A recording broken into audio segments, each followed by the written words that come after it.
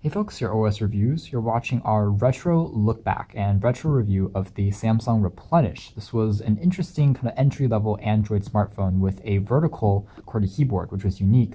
It's also interesting since it's one of those green phones, something we haven't seen a lot of lately. There is the Fairphone, of course, but this is kind of Samsung's attempt at creating a phone with a lot of consumer recycled plastics, and the packaging here is 100% recyclable as well, so it's very eco-friendly, and it also came with Sprint's ID packs that you could customize to be even more energy efficient. There's also an interesting optional accessory that you could pick up that doesn't come included in the box, but the back cover can be swapped out for a solar charging back cover, which is just a solar cell, and when it's left out in the sun, it will slowly charge up. So quite a few unique accessories available for a rather low-cost $50 phone without a contract. Now you can still pick up the Replenish for about 25 bucks online. We're going to kind of revisit this and see, whether it's still worth it or not. Obviously, specs here are very entry level. There was only a 600 megahertz signal core processor made by Qualcomm, and there's also, of course, access to Wi-Fi, GPS, Bluetooth, and there's also a 2.8-inch capacitive LCD display with a 2 megapixel camera on the back, which produced better image quality than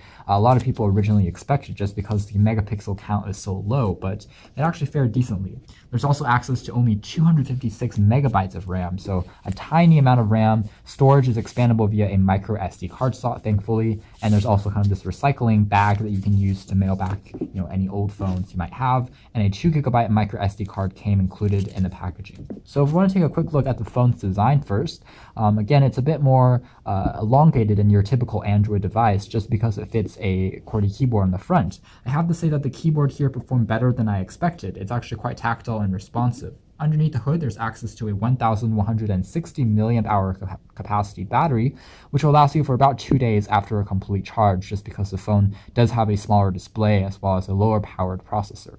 So originally this phone came out on Android version 2.2, so it is extremely outdated by today's standards. And if we compare it next to, let's say, a 5-inch phone, this is a Fecom Passion 660, you can see the bit of a size difference, especially with the display.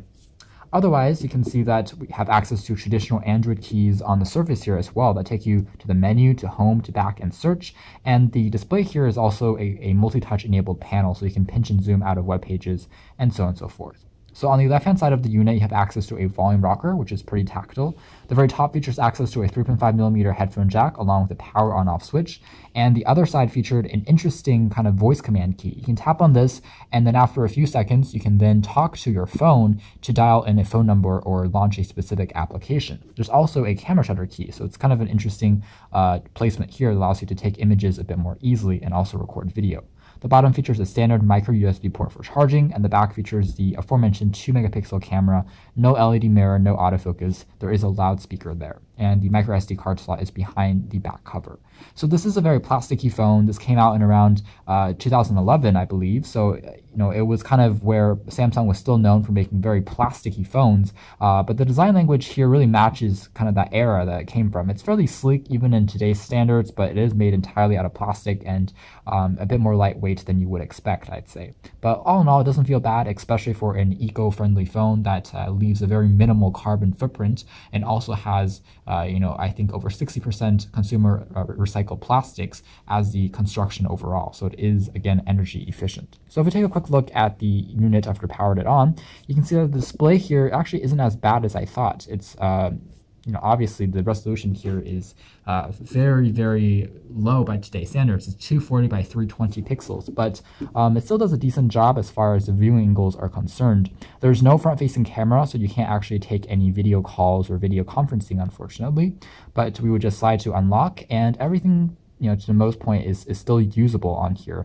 You can still browse the web. It's a bit sluggish, of course. You can use the camera. There's a gallery. A lot of the applications that you want to download are going to be outdated, however, and there's going to be not too much supported apps that you can get directly from the store, but you do have access to a few pre-downloaded apps, including ThinkFree Office, which allows you to edit as well as view any PowerPoint, Excel, and Word documents. There's also a YouTube app that's built in for watching YouTube videos. There's an accelerometer, so you can watch videos videos in a more comfortable orientation if you want to. So there's the tilt sensor. There's also, of course, push-to-talk services on here, Sprint ID packs, which customizes the layout of your phone. So it changes the wallpaper, it changes the apps. So depending on if you're at home or if you're at work, you can change the entire suite.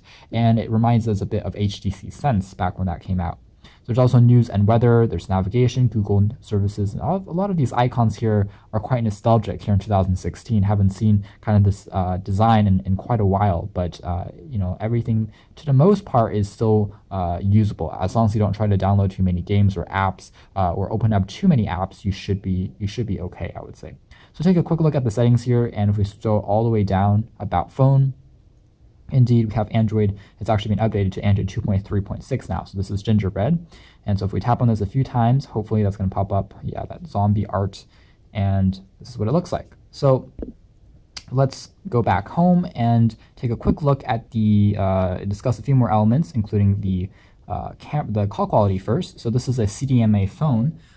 It's actually not a 4G phone, it's only 3G, but it actually did pretty good in terms of actually call performance and call quality. The microphone here is quite clean sounding and crisp, and for the most part, it does a decent job even under noisier environments. So if you are just using this as a phone, it does a good job, especially because of this elongated form factor. The earpiece is going to be next to your ear, and the microphone is going to be quite close to your mouth when you're speaking, so no complaints there. Battery life here is also quite long, especially since you're not running too many apps. The processor is quite, you know, it's not too demanding either, so quite energy efficient. Otherwise, if we take a quick look at the camera here, again, this is slightly better than expected. You do need to have a memory card inserted to record video or take images, but for the most part, I have to say for 2 megapixels, it did exceed our expectations. Obviously, it's not going to be a replacement for any digital camera, but just to say, this is, I think, evidence that megapixels alone don't tell the full extent of a story. So under moderate lighting, this one actually does a decent, it does capture a realistic amount of color as well as the details, so that's nice to note. The menu interface here is quite simple. You have access to some basic settings, including adjustments for the saturation levels. You can change some of the frame rates for recording video, toggle back and forth between this and capturing just traditional images, and you can view them back directly by tapping on the key there. So pretty simple and straightforward.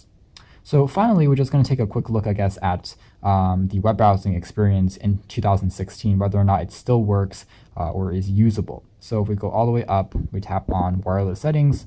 Let's turn on Wi-Fi. All right, so here I've loaded up the browser. I'm going to tap on the New York Times just to see as a quick benchmark, I guess, of how the experience is like. It's going to load up the mobile page first, but hopefully we can toggle through to the desktop version if that will work after we wait for a few seconds.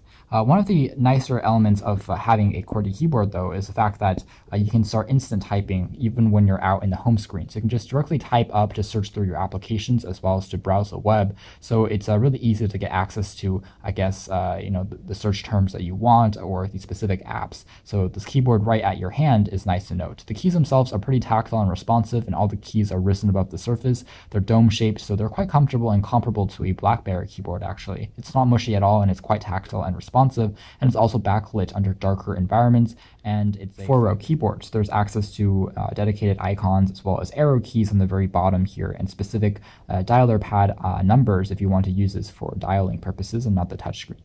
You can't actually get a virtual on-screen keyboard by default, but if you want to maybe install another keyboard from the App Store, then you can maybe play around with that. So anyways, you can see this is what the web browsing experience is like. There's kind of zoom bars on the bottom here, but technically you can just pinch and zoom in and out with your fingers, and it does work well enough. The screen on Samsung's part is quite responsive. We never really had issues with Samsung's touchscreens before, but again, the main issue here is a limited amount of RAM as well as the processor. So that's going to really just hinder if you want to browse a lot of complex sites like the New York Times, for instance. So anyways, this has been a quick retro look back at the Samsung Replenish. Kind of an interesting green phone and also unique for many points. It's one of the only Samsung phones that has this kind of vertical QWERTY keyboard at the bottom that also ran on Android. It was a green phone. It had a solar charging back cover that was optional, and it was also very low cost and budget oriented at the same time.